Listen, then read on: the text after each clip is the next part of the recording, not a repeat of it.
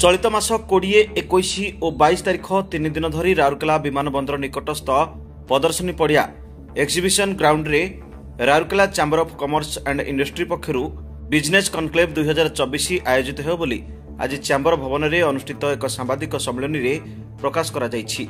एही business conclave रो 60 stall रे जिलार विभिन्न व्यावसायिक प्रतिष्ठान पक्षरु real estate, electrical, hardware, furniture इत्यादि सामग्री प्रदर्शित हेबो बोली सूचना प्रदान करा जायछि।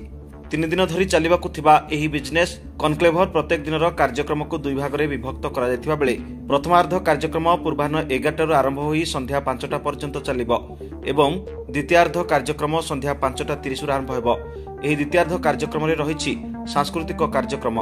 विभिन्न संगठन द्वारा सांस्कृतिक कार्यक्रम परिवेषण डिसेंबर 20 तारिख एवं 21 तारिख रे अनुष्ठित हेबाकु थिबा बेले द्वितीय दिन सांस्कृतिक कार्यक्रम रे सुस्मिता दास और साथीଙ୍କ द्वारा मेलोडी परिवेषण हेबो।